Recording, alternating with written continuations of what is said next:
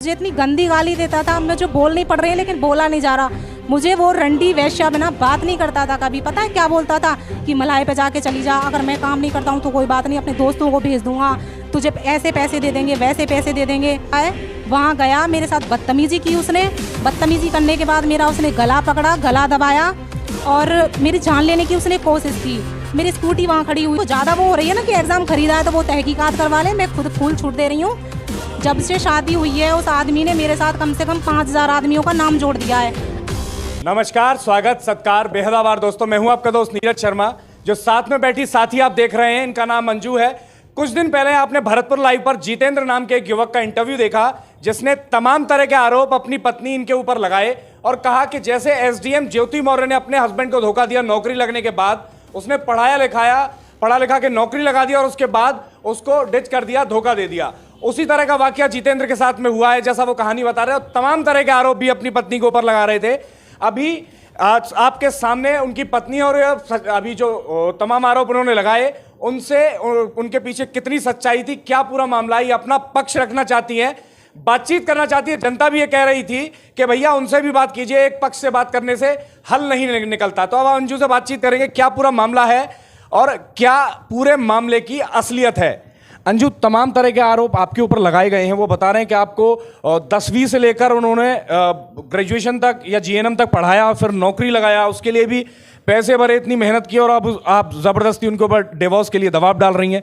क्या सच्चाई है, असलियत, पूरी विस्तृत सच्चाई बताइए। जी देखिए, मेरा नाम मंजू है और मैं यहाँ किसी भी तरीके की कोई सफाइयाँ देने नहीं आई हूँ। बस कभी कभी ना हमें जो दिखाया जाता है, सुनाया जाता है, वो सच नहीं होता है। एक साइड से सुन के अपन डिसीजन लेते हैं, बोलते हैं कि हाँ ये बंदा सही कह रहा होगा, वो बंदी गलत है। मतलब सारी लड़कियों को एक कैटेगरी में रख देते हैं। ये नहीं सोचते कि किसी एक लड़की का किया हुआ सारी लड़कियों की लाइफ ख़राब कर सकता है। उसका कहना बिल्कुल गलत है। उसने ना मुझे 10th में पढ़ाया ना 12th में पढ़ाया है। और उसने बात जो शादी से स्टार्ट की थी ना कि हाँ मेरी 2011 में शादी हुई थी। जब 2011 के टाइम पे मेरी उसके साथ शादी हुई थी तो उस टाइम पे उसके घर वालों ने झूठ बोल के शादी कर ली थी। बोला था हमारा लड़का 12th में पढ़ता है, क्योंकि उस टाइम पे मैं 10th में पढ़ती थी। लेकिन जब शादी पे पता चला, बिल्कुल शादी से जस्ट पहले पता चला, वो लड़का 8th क्लास में 3 बार फेल था।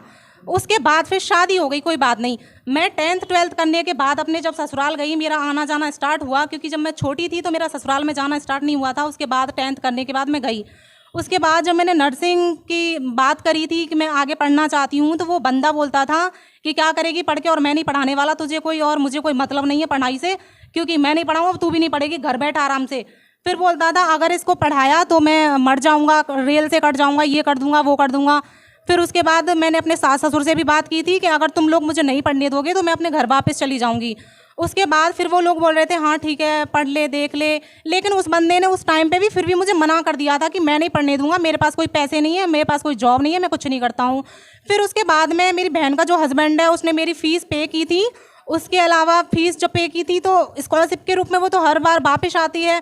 और जो एक्स्ट्रा पैसे होते थे, देखो मैं सिलाई करती थी, मेरे ईयरिंग्स थे 2 गोल्ड के, वो मैंने बेच दिए थे उस टाइम पे। तो ऐसे करके मैंने नर्सिंग कर ली।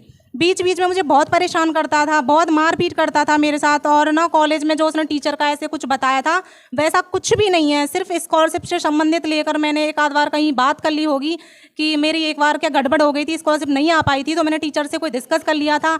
तो उस मैटर पे वो जो किसी लड़की का नाम ले रहा था, सपना नाम से, उस लड़की को उसने 2000 रुपये दिए थे। तो उससे बोला था कि हम जब पूछें तो तुझे ये बोलना है कि हाँ ये टीचर से बात करती है, जबकि ऐसा कुछ नहीं था। मेरा किसी से कोई ताल्लुकात नहीं था। वो सिर्फ हम झूठ बोल रहा था, बिना फालतू की बकवास कर रहा था। और उसके बाद पता है वो मुझसे कह रहा था किसी स्टाफ के साथ वो फुटेज दिखा करके कि वो मेरा बॉयफ्रेंड है, जबकि ना ही तो कभी उस लड़के ने कहा है कि वो मेरा बॉयफ्रेंड है, ना ही मैंने कभी उसे कहा है कि हाँ मैं इसकी गर्लफ्रेंड हूँ। मान लो साथ का स्टाफ है, कहीं कोई काम पड़ जाता है, किसी से लिफ्ट ले भी लेते हैं। और आपने उस टाइम पे देखा होगा वो फ़ोटो, ना ही तो मैं किसी गलत जगह थी, मैं मार्केट में थी, बीच में मेरी बहन का बच्चा भी मेरे साथ था, सिर्फ हम कपड़े लेने लग गए थे, बाकी का उसने मेरा वो बॉयफ्रेंड बना दिया। उस आदमी की आदत हो गई है कि ना हर 10 मिनट में मेरा एक बॉयफ्रेंड बना के खड़ा कर देता है। जब से शादी हुई है उस आदमी ने मेरे साथ कम से कम 5000 आदमियों का नाम जोड़ दिया है।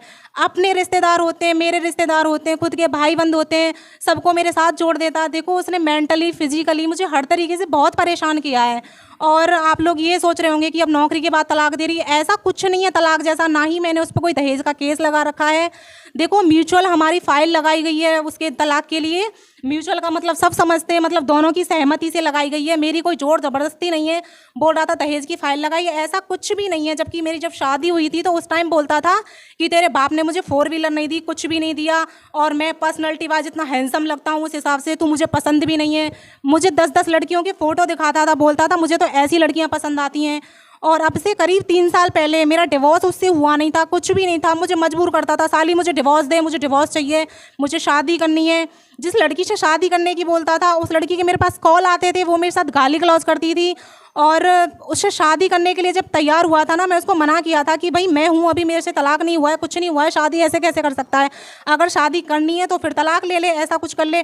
लेकिन फिर भी नहीं माना। उसका बाप बोल रहा था एक बार कि तुम दोनों रह लो, उसको भी लाएंगे हम और तुझे भी रहना पड़ेगा। फिर मैंने साफ मना कर दिया था, मैं ऐसा नहीं होने दूंगी, अगर दूसरी जगह शादी करनी है तो मुझे तलाक दे के फ्री करो, नहीं तो फिर मैं नहीं रहने दूंगी।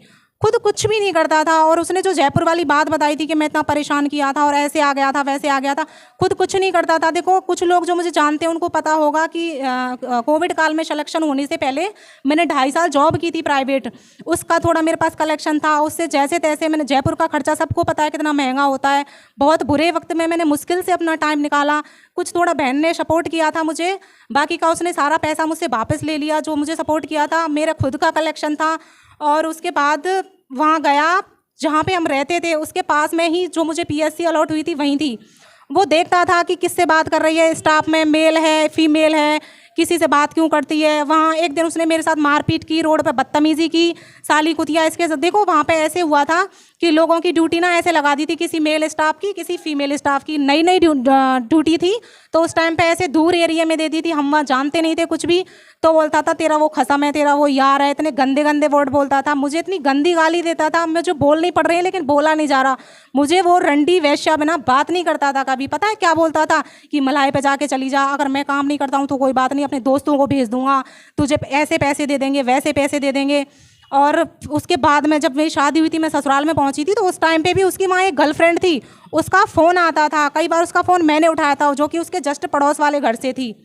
और उसने ये जो फालतू की बकवास की थी कि हाँ मैंने एग्ज़ाम ख़रीदा था, खुद कुछ कमाता नहीं था, कभी मेरे लिए पे नहीं कर पाया, कुछ भी मेरी जिम्मेदारियां नहीं उठा पाया, हमेशा हाथ ऊपर खड़ा कर देता था, आज जाऊंगा काम पे, कल जाऊंगा। 8-10 दिन ऐसे जब हो जाते थे, जिस दिन जाता था मेरे साथ मारपीट करके, खाना वाना फेंक फाँक के तब जाता था वो। और जाने के बाद फिर इतनी ऊट पटांग बातें करता था, गाली गलौज करता था, तू ऐसा करती है, तू वैसा करती है, जबकि आज तक उसने ना ही मुझे कहीं गलत पकड़ा है, ना ही मुझे कहीं गलत देखा है।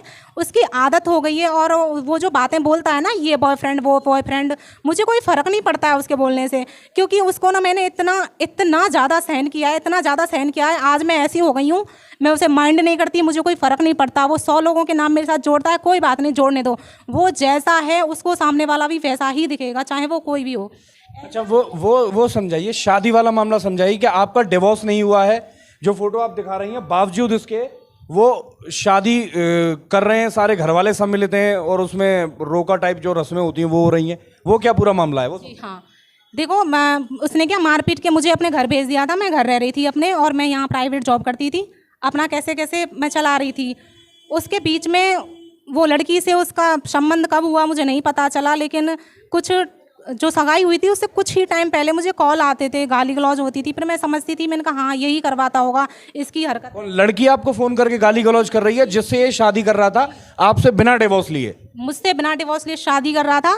और वो लड़की मुझे कभी कभी कॉल करती थी और गाली गलौज करती थी मेरे साथ। वो लड़की आगरा की रहने वाली है, उसका नाम पूजा है। शादी जब कर रहे थे तो मैंने विरोध किया था शादी का, मैंने कहा अगर शादी करनी है, और उस शादी के मेरे पास फ़ोटोज़ हैं। हाँ, फोटोज आप देख रहे होंगे बीच में आ रहे हैं साथियों। हाँ मेरे पास फ़ोटोज़ हैं शादी के। और मेरे ऐसे बोल रहा था कि रूपबास में केस लगा रखा है, वहाँ लगा रखा है। देखो रूपबास में क्या था, एक दिन मैं ऑन ड्यूटी थी, अपने साथ वाले दोस्तों को लेके गया, उसके मामा का दामाद था उसके साथ, और तीसरा कौन था मुझे नहीं पता है। वहाँ गया, मेरे साथ बदतमीज़ी की उसने, बदतमीज़ी करने के बाद मेरा उसने गला पकड़ा, गला दबाया और मेरी जान लेने की उसने कोशिश की। मेरी स्कूटी वहाँ खड़ी हुई थी, वहाँ बहुत ज़्यादा बदतमीज़ी करके आया, पत्थर मारा, कहीं भी रास्ते में मुझे रोक लेता है, कुछ भी करता है, बोलता है तेरे चेहरे पे तेजाब डालूंगा, तुझे दुनिया में इतना बदनाम कर दूंगा, तुझे बोलने लायक नहीं छोड़ूंगा।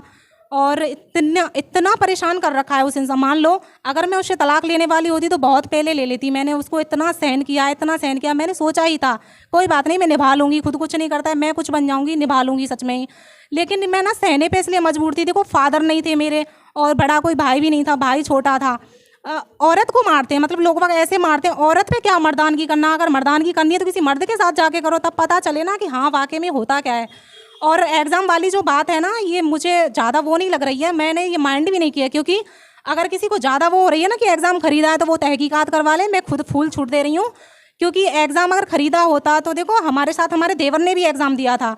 मान लो मैं उस आदमी को इतनी फ्रॉड लगती थी शुरू से, है ना, तो मेरे लिए वो कैसे 6-7 लाख रुपए कलेक्शन करके और पेपर खरीद लिया उसने। पेपर खरीदता तो क्या हम दोनों बहनों का ही सिलेक्शन होता, उसके भाई का नहीं होता। और पेपर अगर खरीदता, पैसे खर्च करता तो क्या भाभी और बीवी के लिए खर्च करता, भाई के लिए नहीं करता। भाई के लिए कोई जिम्मेदारी नहीं थी। ठीक है, उसके पापा का बोल रहा था कि पापा ने दिए थे 6-7 लाख रुपए। कम से कम उसके पापा को ये तो सोचना चाहिए था कि भाई मैं तो अपने बेटे को दूंगा, बहुओं को क्यों दूंगा, बेटे को क्यों छोड़ दिया, बेटे का क्यों सिलेक्शन नहीं हुआ। मैं पूरी फुल छूट दे रही हूँ। और पता है किसी से भी मेरे पास कॉल करवाता है, गाली गलौज करवाता है। और एक बार अपने गांव के एक आदमी से उसने मेरे साथ गाली गलौज करवाई थी, उसका नाम राकेश था। इतनी गंदी गाली गलौज करवाई थी ना उसने कि मैं अपने मुंह से नहीं बोल सकती, इतनी गंदी गाली गलौज करवाई थी। मैंने उसकी FIR भी की थी और रूपबास में भी FIR की थी जब उसने मेरा गला दबाया था।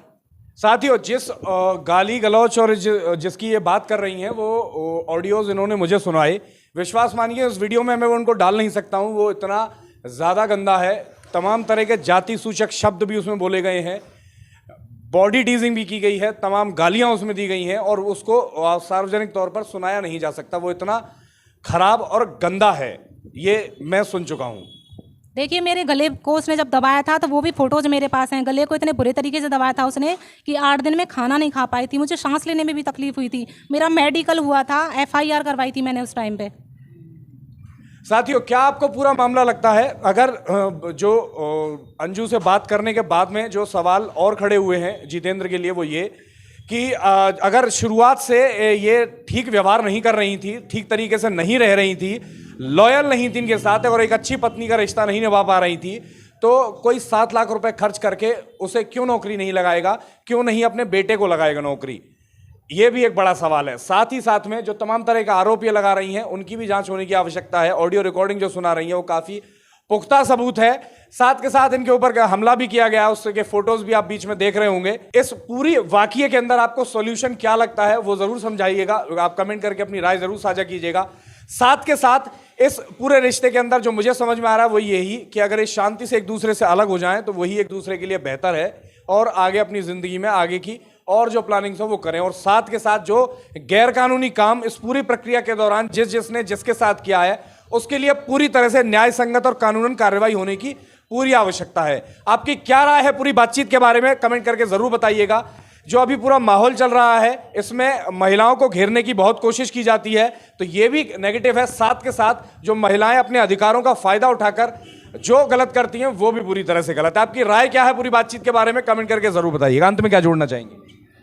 अब के बाद अगर ये किसी भी तरीके की कोई वीडियो शेयर करता है ना, मैं कोई भी सफाई नहीं देने आऊँगी, क्योंकि मैं ज़रूरी नहीं समझती इसकी बकवास की सफाई देना। ठीक है, मैं इतना ही कहना चाहूँगी बस।